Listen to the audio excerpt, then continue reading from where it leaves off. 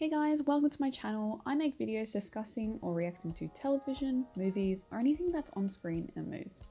Today I'll be discussing how Baz Luhrmann uses symbolism in his film adaptation to Romeo and Juliet. Before I get into this, I just wanted to state there are so many techniques, themes, motifs, and symbolism in this film, it will be impossible for me to note down everything that Baz has done. So at the end, if I've left out anything or I haven't discussed it too much, let's have a chat in the comments below, or you can click onto my Instagram and I have a post there where we can talk about it. Otherwise, let's get started. To start off, obviously this film is based in a more contemporary world than William Shakespeare days. Baz uses the feud of the two families being based around their competing businesses, as we can see the two side by side in the centre of the city. As with business or public figure feuds we see today, they are majorly influenced by the media.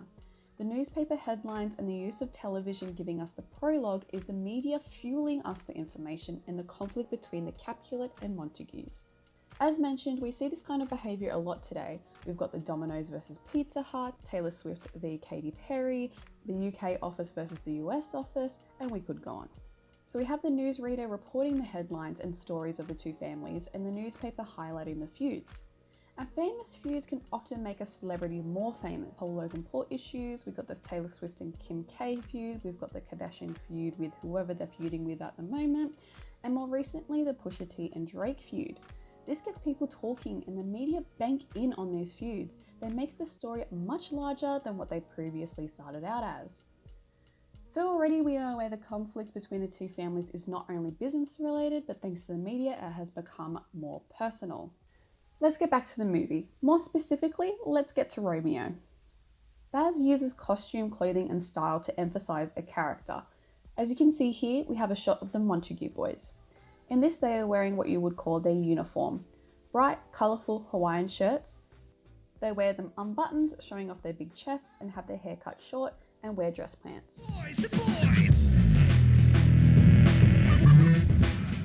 Now let's compare this attire to when we first see our main man Romeo, the son of Mr. Montague. We see him in a suit, shirt buttoned up with a blazer and pants. Not in your typical Montague attire. Even Romeo's stature is unlike those in his family. His stature is more hunched over, he's rather lean, long shaggy hair and kind of blends in with the scenery. Straight away, Baz makes it clear Romeo does not identify with his Montague name. Baz Luhrmann uses costume to identify Romeo's path as well. Once he kills Tybalt, the priest gives Romeo a colourful Hawaiian shirt. He wears this unbuttoned when he sees Juliet and escapes Verona. We see this outfit again being representative of the Montague name when Romeo rushes to see Juliet one last time. As they both lay together in death, we are given a pan out of the white pure Capulet girl with her Montague man beside her. So let's go back to when Romeo and Juliet first met. One could argue the two are dressed in the purest form of man and woman. Romeo as a knight in shining armour and Juliet as a white heavenly angel. Even clock her makeup or lack thereof, just to portray her youth and purity. Also at the party is Tybalt, who dresses as a devil, which really speaks for itself. Notice his sidekicks in the Day of the Dead makeup? I'll get to this a little bit later. Obviously, I could go on about how each costume from the party is representative and a statement for each of the characters, but let's not be here all day. We again see how impactful the right clothes can set the scene. When Mercutio dies and Romeo chases after Tybalt, there's a crash and a chase. Romeo has Tybalt in full range. If we look at these two at this moment in time, we can identify and therefore sympathise with the underdog. Romeo is covered in blood, sweat and tears in what once was a crisp white shirt. It is now tarnished and stained. Let's compare this with Tybalt in his black attire. We can just see a few bumps and scars, but still looking unharmed in comparison. Romeo is portrayed as scorned, fragile, and a victim, and Tybalt, his destroyer. Something that Baz uses a lot throughout this film, and honestly, it's a wonderful use of motif, and I think it fits perfectly within this film. Water surrounds the story of Romeo and Juliet, as well as being a major part of Verona, the city itself. Seriously, water is everywhere. First time we see Romeo, he's at the beach, and Verona Beach is a central location throughout the film where many important scenes take place.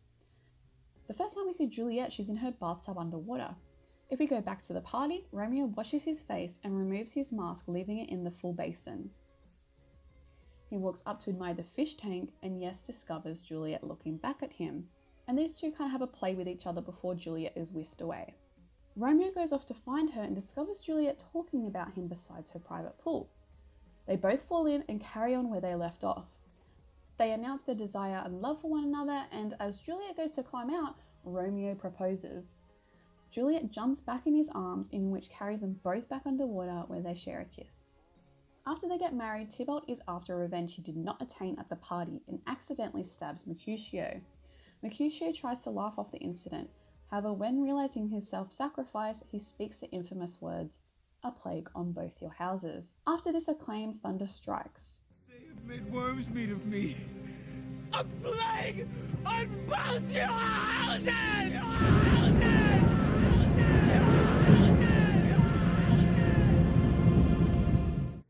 Mercutio later dies and Tybalt and Romeo are in a chase, now in the pouring rain.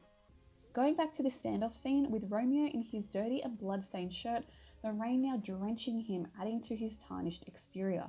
The rain also makes this scene and the town more gritty and dirty. It heavily rains as Romeo kills Tybalt and he falls into the fountain behind him. The weather continues when Tybalt's body is taken away and the Montague and Capulet families face off.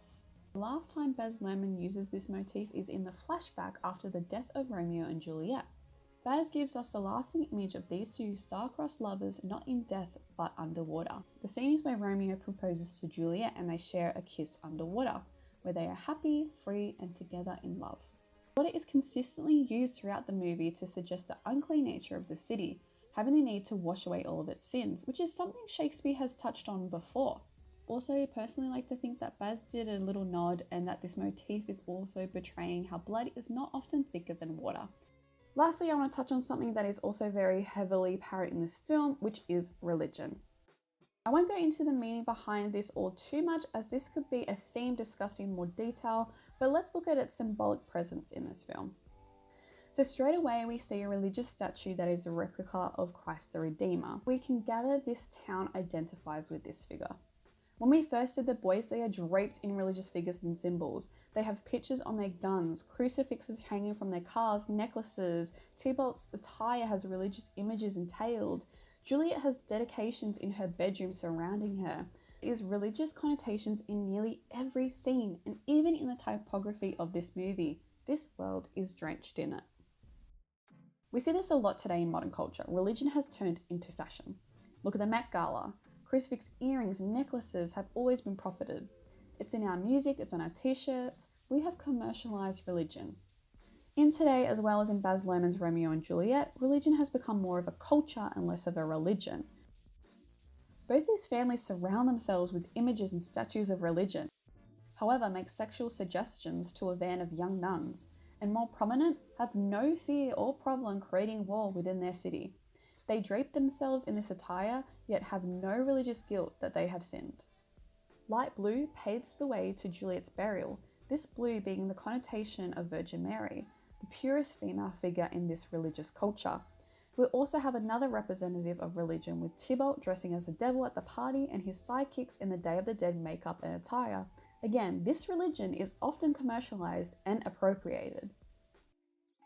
One could also argue that Romeo and Juliet's death was a religious sacrifice for peace. Well guys, I'm going to leave it there. Like I said, if there's anything I've missed out on or if there's anything I've touched on and you want to discuss more, leave a little comment, or I'm going to post a picture on my Instagram. My Instagram is @jolt with 3 underscores after it. I'm going to post a picture from the movie and then we'll just have a talk in the comments section. I hope you like this video. I've used this film like in my studies from high school all the way to college and university. I think it's just a really good film. You could talk about so many aspects of this film, and honestly, every time I watch it, I find something new. I really want to make more of these type of videos, but I'll be making different stuff too. So yeah, keep a lookout. All right, until next time.